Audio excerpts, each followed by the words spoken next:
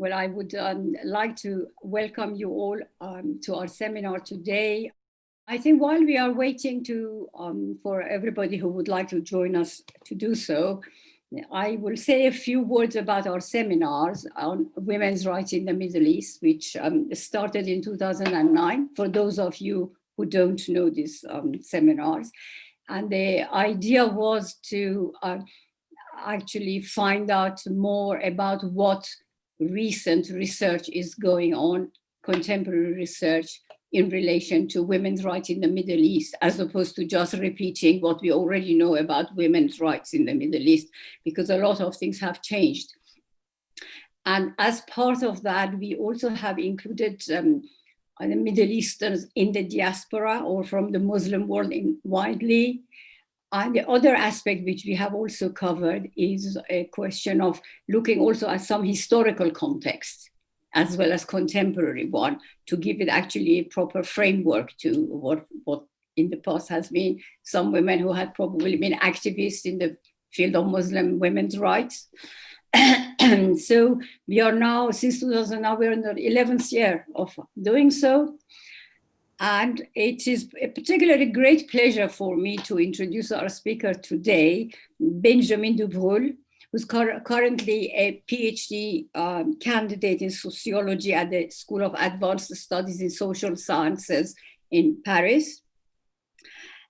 He's also a member of the Center for Studies in Social Sciences and Religion at the CNRS, which is the Centre National de la Recherche Scientifique, Center for Studies in Social Sciences of Religion, modern Française, and he's currently a member of Maison Française in Oxford.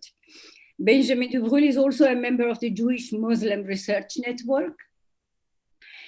Benjamin's research is mainly situated in the intersection of social sciences, of religion, gender studies, and queer studies. And it is looking at the initiatives designed by Muslim communities themselves to promote gender equality within an Islamic framework.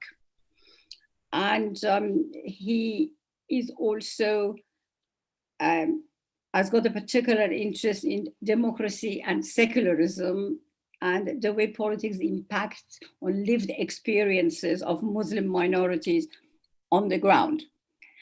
And his studies is of particular his presentation today is of particular interest also to me, especially because this is an issue which has actually been addressed very little. I don't know of very many similar studies of how you're looking at the context of the mosque, the queer studies, and a comparison between France and the UK. So the title of Benjamin's presentation is God Does Not Discriminate, Inclusive Mosques Politics in France and the United Kingdom. Benjamin, please go ahead. You have got 45 minutes. All right. Thank you very much, Soraya. Thanks for allowing me to be part of this and to speak today. I will just share my PowerPoint. So now you should see my slides. Is that right? Yeah. Yes. Okay. Perfect. So, yes, thank you everybody for attending this seminar. This study that I'm presenting today is part of my ongoing research on practices of inclusion and care by and for queer Muslims groups in both France and the United Kingdom, which is a study that started in 2018. It relies on ethnographic data collected during moments of participant observation during social and religious events organized in inclusive mosque and queer Muslim organizations. And there is also semi-structured interviews with religious leaders and organization members. I am especially interested in feminist ethics of care, as theorized by John Tronto and Evelyn Nakamoglen. Beyond the secular approach to care, I research how care can be performed in a religious framework in contemporary Muslim communities, in line with what the South African scholar John Classin has theorized as pastoral care. And as Janet Jewelly argued, in light of the Islamic ethics of justice, there are political solidarities to be built between secular feminist and Muslim communities to emphasize the role of care as necessary to a sustainable and flourishing society. So this would be my theoretical framework.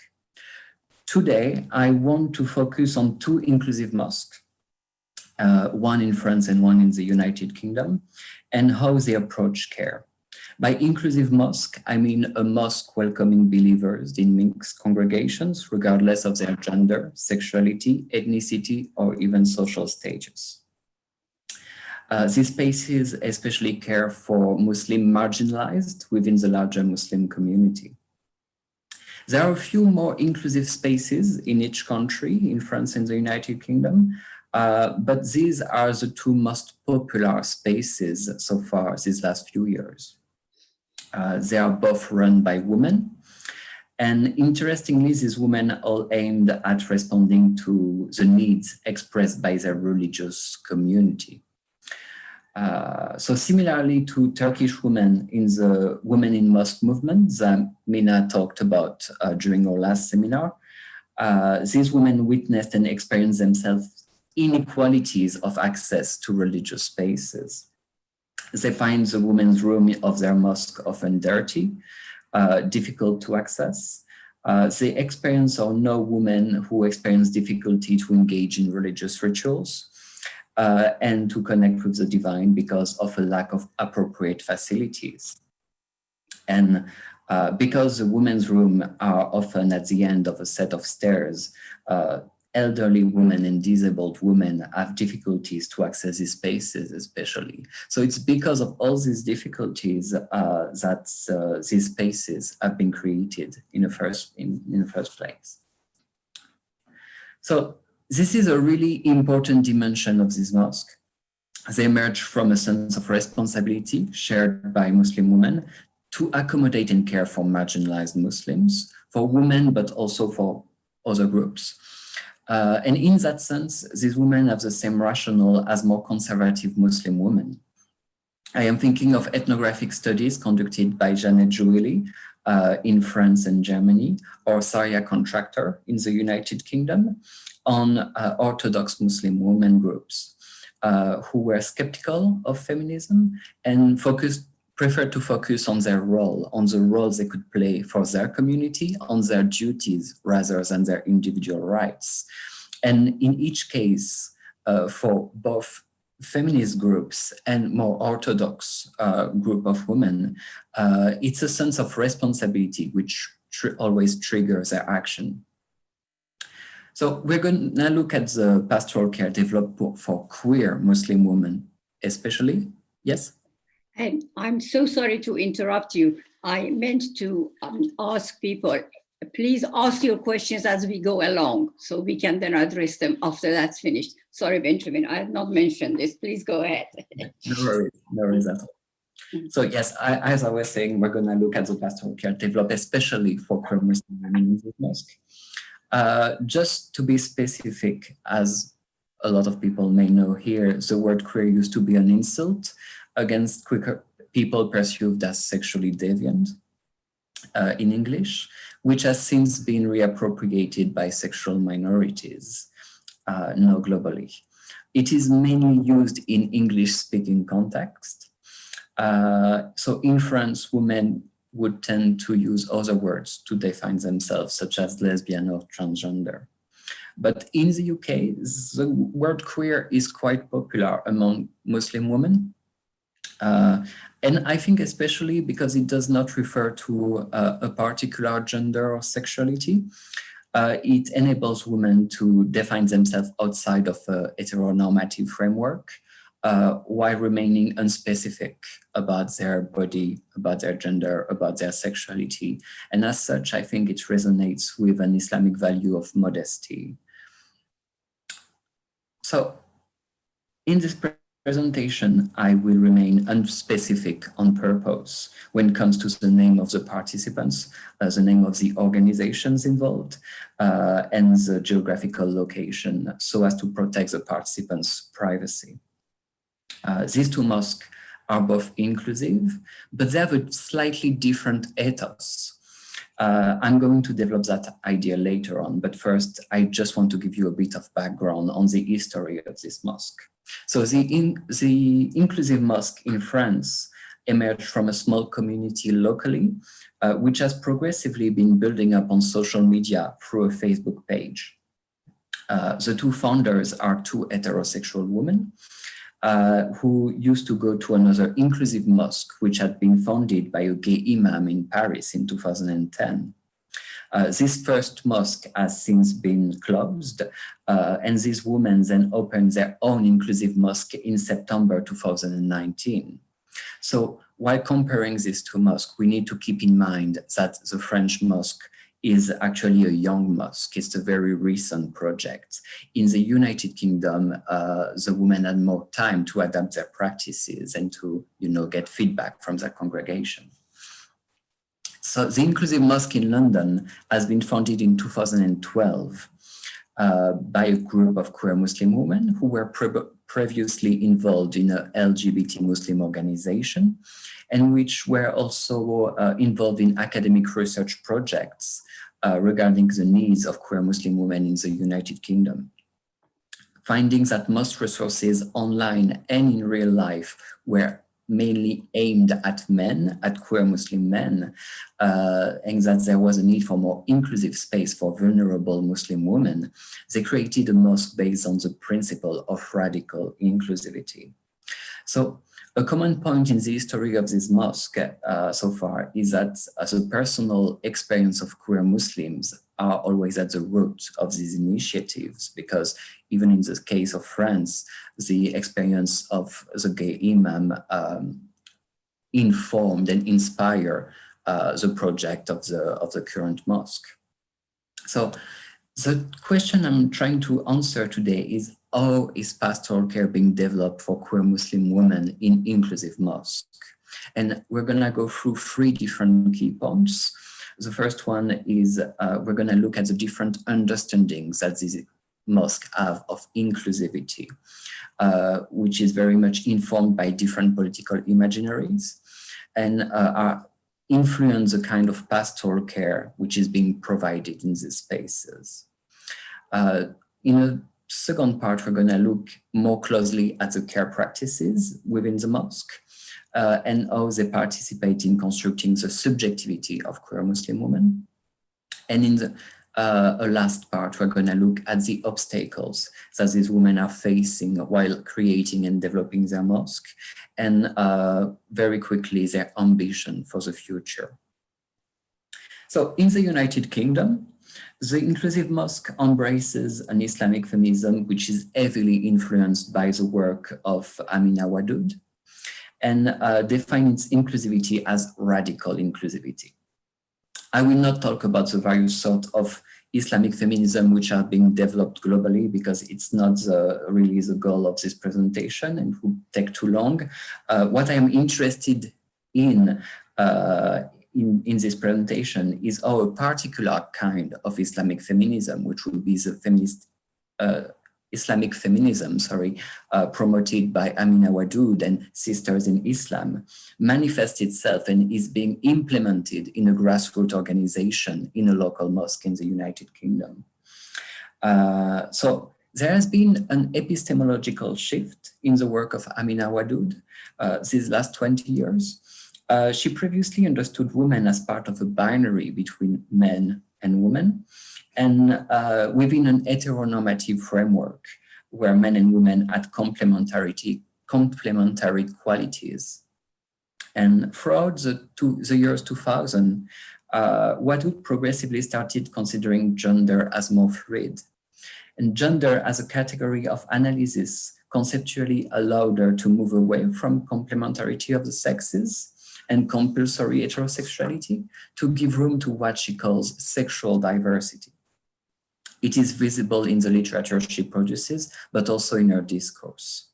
And in addition to Wadoud's thought, there is also the influence of decolonial studies, which are very present in the discourse of the mosque members. The women running the mosque are characterized by a strong cultural and educational capital. They are highly educated, PhD level most of the time, and often identify compulsory heterosexuality as a produce of modern biopolitics, systematically imposed on Muslim society through colonization. So therefore, critiques of colonization and heteronormativity often go hand in hand in the discourse of this mosque.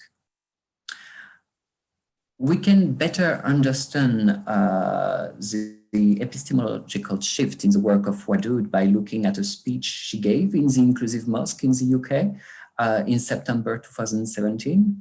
And this is how she introduced her speech. I quote, "Because I am personally located in this as a cisgender female, I have not vetted myself for every single word about whether or not I am equally inclusive in terms of other location from the LGBTQI community.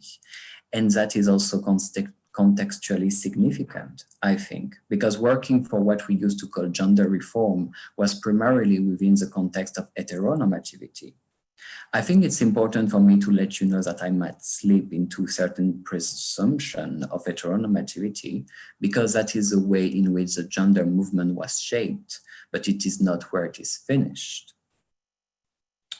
So this can explain the rationale of the mosque of radical inclusivity.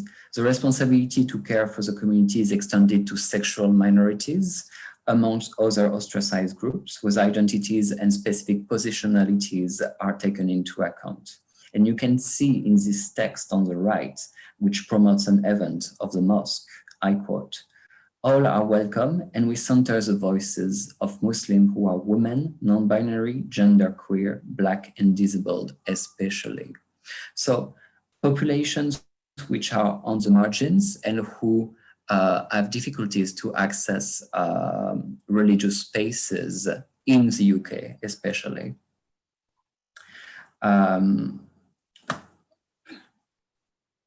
So radical inclusivity extends beyond gender and sexuality. Participants can share experience of being a marginalized minority within the Muslim community. However, this shared experience does not mean there is no existing prejudices between the individuals in this mosque.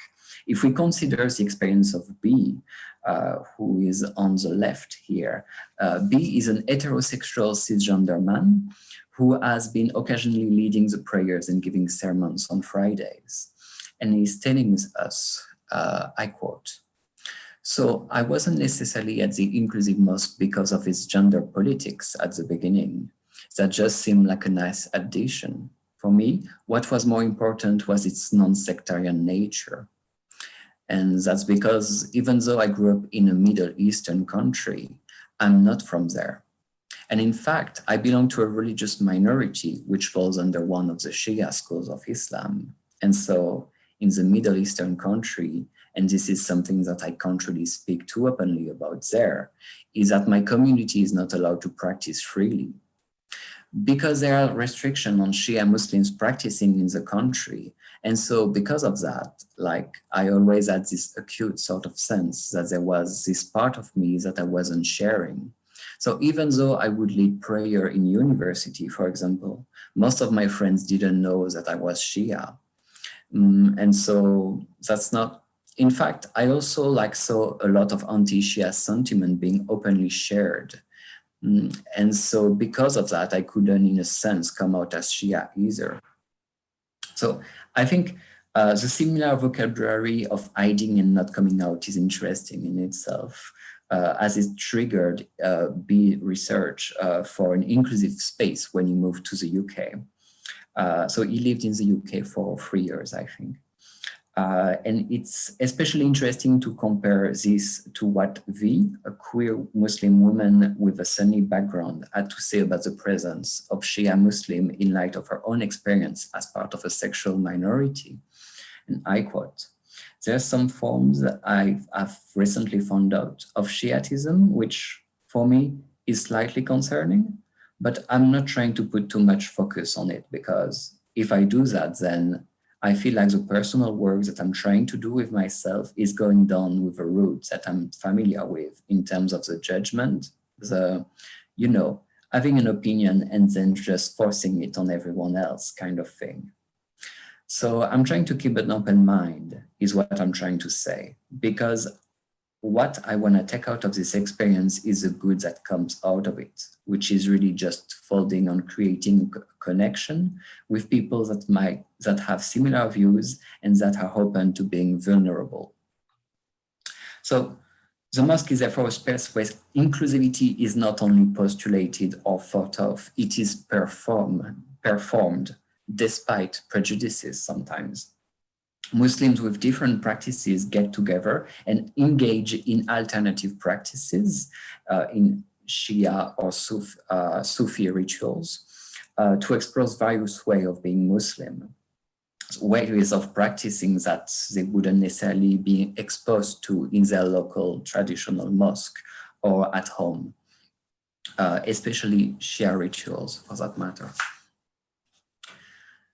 So women in the inclusive mosque in the UK follow an ethics of justice similar to more conservative Islamic movement, but affected by an epistemological shift, as we've seen in terms of gender and sexuality politics, as theorized by Islamic feminist scholars. Beyond this, an ethos of radical inclusivity is being applied, which allow Muslims from different backgrounds to join the community. Things are very different in France, actually. In the inclusive mosque in France, when asked about the inclusion and care of Muslim sexual minority, Elle, who is an imam and one of the founder of the mosque, responded to me, I quote, "There are two things. First, that within the mosque, there is no discrimination to be made on the basis of somebody's sexual orientation. And then we also have a theological discourse that we hold on this topic. And so, no, being Muslim and homosexual is not a problem. It isn't incompatible. The Quran doesn't deal with this. So that's it. We also have this theological position that we affirm whenever necessary. That's it. But then, deep down, it's a bit like the matter of woman imam or the place of women should hold in Islam. We talk about it when it's necessary, but in the mosque, we don't talk about that. We really try to talk about spirituality. So it's really the same approach, actually, that we have with the matter of sexuality. We don't want to fall into feminism as much as we don't want to fall into LGBT revendications. It's really the same approach that we have on both topics. And so these two imams in France do not wish to talk about politics in the mosque, and especially not identity politics. This is a major difference with the inclusive mosque in the UK, which aims at, as we've seen, to center marginalized individuals in its space. And to better understand this, I think we need to consider that both imams in France are converts, Muslim converts, from a white Catholic background. And they are reluctant to talk about identity politics. And I think it is useful to see how they pursue Maghrebi culture, which would be the culture of most native Muslims in France. When describing her previous experience in tariqas before opening the mosque, Elle, an imam and one of the founder, mentions feeling uncomfortable. She says that there was, I quote, a confusion between religion and culture, as these were tariqas mainly from Maghreb, and there was really a mix. Well, it was culturally marked as Maghrebi, and it really made me uncomfortable because I converted to Islam because of the appeal of this religious tradition, but not at all for a form of culture in relation to another. It was really like everybody in Jalaba, couscous and minti for lunch. And so Kay, which is the other co-founder, said, I quote, "That is to say that we are both converts. We are from a European culture, Western, which makes mixed congregation For us, it's almost self-evident. So here we can see that L and K both distance themselves from Maghrebi culture and attribute some of their practices, such as mixed prayers, as related to their own European culture. This is coherent with the findings of other ethnographic studies throughout Europe, where a group of Muslim converts seek what they sometimes call a culture-free Islam. For example, Vanessa Vroon-Najem in the Netherlands or Michaela Rogozen-Solter in Spain conducted ethnographic research with groups of Muslims, both converts and natives. And they show that converts tend to distance themselves from immigrants' culture and seek a practice of Islam in line with what they see as their own cultural values. So we need to ask ourselves what would be L and K cultural values. And I think in France, Republican universalism is a dominant political imaginary. It is a legacy of the French Enlightenment and lies at the foundation of French citizenship. And aside from the dominant political culture, from the dominant French culture, any ethno-religious particularism is seen as belonging to the private sphere, while in the public sphere, only a unique and universal citizenship ought to be expressed. And this is upheld by laïcité, French secularism, the separation between the state and religion, which makes almost impossible any political claim on religious grounds. And so this is the theory, and in practice, it's even more true for Islam compared to Christianity and especially Catholicism, which enjoy more privileges, I would say, compared to Islam, which is still very much seen as the religion of, an outsider kind of religion by the state and by the political elite. So this might explain why imams, both L and K, are reluctant to engage in identity politics, which are perceived as contrary to their values of universalism, and refuse to address political matters in a religious context. That is not to say that they have a nationalist understanding of religiosity, as they are both quite critical of the state discourse stigmatizing women, Muslim women wearing the veil. But this criticism takes place in the framework of a broader political imaginary, which has an impact on the way religious minority can express themselves. So if we look at the work of the philosopher Abdenour Bidar, who is a strong inspiration for this mosque, what he's saying regarding justice and Islam is similar to the work of Islamic feminists such as Wadud or Zibamir Hosseini. He has no doubt that equality between men and women can be achieved in an Islamic framework, and he opposes rigid fixed tradition to come back to an ethics of justice against all oppressions. But his rhetoric is also very much informed by Republican universalism, creating a rather ambiguous agenda. He calls for a secular, centralized political movement where progressive Muslims would oppose obscurantism thanks to French humanist values. And this political imaginary has a strong impact on the way Islamic feminism develops in France. It is not discussed in a religious space such as inclusive mosque, but is only talked about in one political organization for Muslim women who does not collaborate with the mosque. And where solidarities between religious and secular organizations flourish in the UK context, the mosque and feminist organization remain separated and isolated in France. Islamic feminism is just too political for inclusive mosque in France. So within the mosque, this political imaginary manifests in a different understanding of inclusivity through universalism, where rather than paying special attention to the most marginalized, L and K choose to ignore the question of ethnic, gender, and sexual identities altogether. This is not without consequences on the way pastoral care is thought of and conducted in the mosque. So now I want to look at the care practices within this mosque. And this mosque have two common points when it comes to pastoral care. The first is that they focus on building and sharing knowledge, which is relevant to the experience of their congregation. And they do so, this is the second point, in a democratic setting, challenging traditional hierarchy through education of all believers. And this is done through translation from Arabic to English or Arabic to French, and explanation regarding the historical context during the prophet's life and the time of the revelation.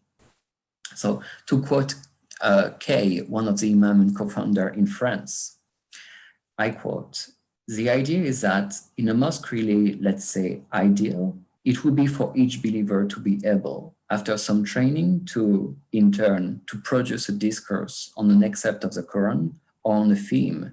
It is really this logic, I would say almost democratic actually, that we want to highlight because in our eyes, it is what Islam was about initially."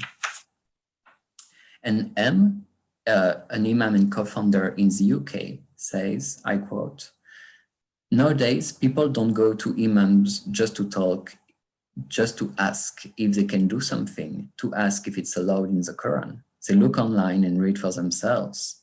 The imam's role is increasingly about pastoral care and counseling, and female imams are important because women are half of the community. Having trans imams or imams who identify as queer is important too. The democratization of being an imam, that's what it's all about." So, however, the different conception of inclusivity bring different practices of care. While the mosque in France focus on generic religious practices, discussing appropriate ways of fasting and praying in the sermons for everybody, the imams in the mosque in the UK tends to focus on social issues and often address issues relevant to specific experience of minorities. Pastoral care in the UK is based on empirical evidence of what queer Muslim women need, and I will therefore focus now on the various practices designed for queer Muslim women in the mosque in the UK. The founders have conducted an ethnographic research from 2001 to 2005 and beneficiate from the continued involvement of queer Muslim women from diverse backgrounds in the mosque. Pastoral care relies on the dialectic between the religious knowledge of the imams and the experiential knowledge of queer Muslim women who attend the mosque. So just to give you an example, this is what V is saying. V is a member of the mosque. And here she explains what changed in her understanding of the scriptures and how this is relevant to her experience as a queer Muslim woman. I quote, "I knew what I was doing was sinful from a Quranic point of view, because the Quran suggests that homosexuality in Islam is based on the story of the Prophet Lut, right? So I knew it was sinful, but I wasn't going to justify my action and change what the Quran say, if that makes sense. So for me, I would rather say I'm sinful than say the Quran is wrong. That was very important for me, is to not alter what the Quran is saying. The workshops have helped me try to make sense of some of that, and has altered some of my views that I had previously about what does the Arabic actually say, literally, not having Arabic as a language that I was familiar with, other than through prayers, etc. Having others that have that knowledge about Arabic language in the workshop helps to interpret what the Quran is trying to get at, if that makes sense. So I'm at that stage now where I'm kind of taking a step back and saying, wow, actually, I didn't think about that. I didn't think about the fact that the story of Prophet Lut was not actually directly linked to lesbians, or men having consensual sex, that sort of variations of some of the language and the linguistic that go now with it. I'm starting to appreciate it now. So sharing the theological work of Islamic feminists, but also just considering the semantic complexities of Arabic can be especially of help for queer Muslim women who often feel guilt and shame over their personal aspirations and desires. But this requires to take into consideration their personal struggle. In the story of the Prophet Lut, the people of Sodom and Gomorrah is punished by God for depravity. The dominant understanding in the Muslim world is a condemnation of homosexuality as men engage in sexual acts with other men. However, scholars such as Scott Kugel have argued that these intercourses were not consensual and understand this as a condemnation of rape. And it's this interpretation that V is referring to in this quote. So in the mosque in the UK, Muslim women can express themselves during monthly feminist discussion group, where they can read extract of the Quran and hadiths and analyze their relevance in light of their personal experience. The Quran is often translated using gender-neutral pronouns to refer to God. God is ungendered. He is not a patriarchal figure anymore. And many women express relief at the idea that God did not have a specific gender, which would make male domination a divine principle. The idea of an ungendered God is also coherent with some Sufi theses, which are shared in the mosque, especially Ibn Arabi theory of the unicity of the soul, all living creatures sharing one soul, regardless of their gender. The mosque also occasionally hosts workshops and events, sexual health workshops, for example, addressing the vulnerability of sexual minorities in terms of mental and physical health, and using the Quran to promote medical treatments and fight prejudice, for example, prejudice against sexual disease or HIV positive people. It can also be a space to open up about experiences of abuse, sexual abuse, in a community where these topics are not discussed and subject women to feeling shame and guilt on their own most of the time. There are also LGBT plus family workshops, which aim at preserving family bonds by sharing literature on Islam and homosexuality. So resources that mention Amina Wadud's work and Scott Kugel's work mainly, and challenge the dominant cultural narrative of coming out, because in Western context, coming out as queer, as gay, as lesbian is celebrated more and more and is understood as a form of queer activism in itself. And so they're trying to raise awareness that it is not mandatory, coming out is not mandatory, and that in some contexts it can be dangerous and harmful. So they're trying to put some distance with this kind of normalization of coming out. They also recognize during this workshop and value queer families and queer solidarities as a different kind of kinship. So here we can draw on the work of Sabah Mahmoud's analysis of the mosque movement in Egypt, who herself discussed Judith Butler's theory of bodily and speech performances as a condition of agency, signifying and resignifying structures of norms. So I would say that it isn't really between complying with or rebelling against one normative structure, because these mosques are cosmopolitan environments, and there are a wide range of different normative structure at work here. But as Mahmoud theorized the body as a medium rather than a sign of the self, a medium for which a pious self comes to be realized. And Mahmoud especially takes the example of modesty and shyness, who are being performed through wearing a veil and behaving in a shy way to then be internalized and constructing a pious self, as a pious Muslim woman. I would argue that we can consider the collective body of the congregation as a medium for which collective virtuousness comes to be realized through inclusivity.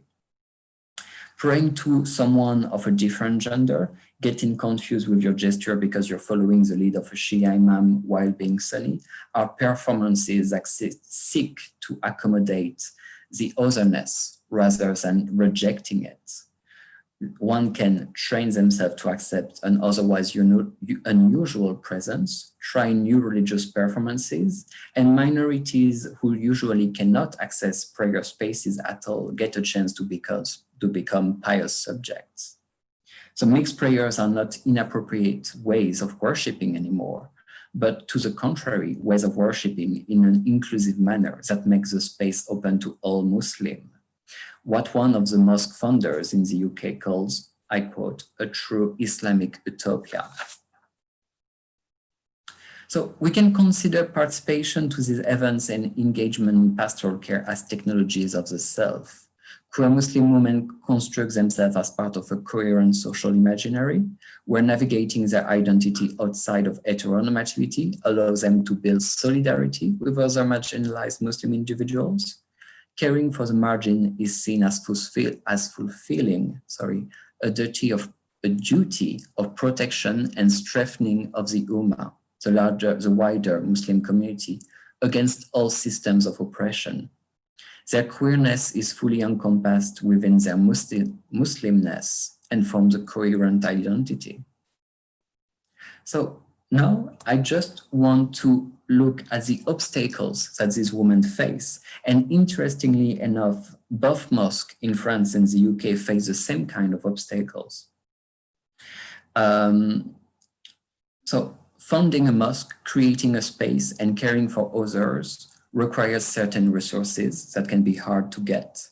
And in line with an obstacle that many women face while caring for others in modern society, the accumulation of duties between a professional life, a family life, and a spiritual life makes it harder for them to find enough time to perform all the tasks they are supposed to perform.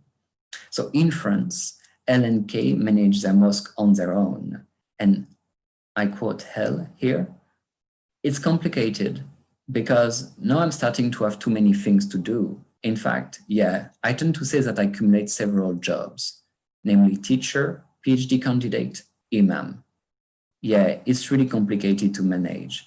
And it's even an obstacle, actually, very much so."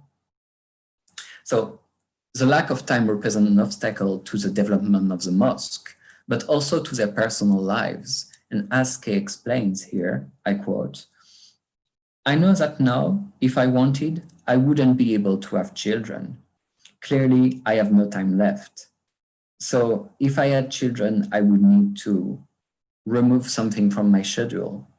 So then there are solutions. It could be first to make the organization grow a bit so that other people could take responsibilities and discharge us of certain tasks. But it could be, and I don't think it could happen without it, working part-time only." In the mosque in the UK, a small group of women manage the mosque, which allows them more time and more support. However, while I was visiting the mosque, they sometimes had to interrupt their prayers to make sure the event was running smoothly. During iftar, the responsibility of preparing food, giving out information to the congregation, cleaning the dishes, leading the prayers, all fell on the same group of women. So they are absolutely up to the task. But as a participant often says, I quote, "I need more men to have my back." And in that sense, these feminist mosques are spaces which center women, but where there is clearly an increasing call for Muslim men, including queer Muslim men, to engage in solidarity with women imams.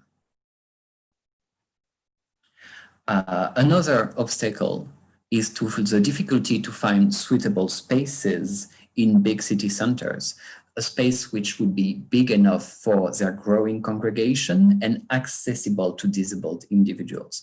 Accessible spaces are rare and a bit more expensive. And in France, for example, they often have to conduct the prayer in 2 separate sessions because the space is not big enough for everybody. And their ambition for the future is a common ambition as well, which would be to find a permanent, stable building for the mosque, because at the minute they are itinerant mosque, to build lasting solidarities and partnership within one neighborhood. And I think there is also, it would be also a way to see themselves as a mosque like all other mosques, you know, a normal kind of mosque, to have a stable building. And that's a nice aspiration for a lot of women actually in this movement right now. So in conclusion, these two mosques defend different understanding of inclusivity due to the different positionality of their founders and to the different political imaginaries they respond to. These trigger different practices of pastoral care, generic in France, and focused on lived experiences of individuals at the margin in the United Kingdom. These practices of care are part of the constitution of queer Muslim women's subjectivity. Their queerness allows them to build solidarity with other Muslims at the margin and therefore enact ideal of a true Islamic utopia. These observations need to be nuanced, though, because as I said earlier, the mosque in the UK is 7 years older than the mosque in France. Muslim women in France also face a more offensive political context, which impairs their bodily and speech performances and therefore their practices of care. They need to be supported. And this would be my references. Thank you very much. Thank you very much, Benjamin. I really enjoyed your talk enormously because it raises so many more general questions, actually. To me personally, this is completely new and fascinating, and it just shows you the dynamics of how people, Muslims outside the Middle East or any other Muslim countries are actually engaging with the current issues and the change of generations, different perspectives. That's fascinating. And I wish you very good luck finishing your research and doing your PhD. Thank you so much. And for those who are, again, less familiar with our seminars for this term are finished. We usually have 2 seminars each term on weeks 3 and 6 of the Oxford academic term. And it will be advertised and sent out to all of you on the mailing list. And we hope to see some of you the following term and very soon in the flesh, I hope, you know, because we can't go on forever like this. But it also has that upside in that it has brought people, for example, from South Africa to participate. So very much maybe we can run them in parallel, both in the flesh and in online. But Benjamin, thank you so much, and wish you good luck. Thank you very much, Soraya. Thank you everybody for participating.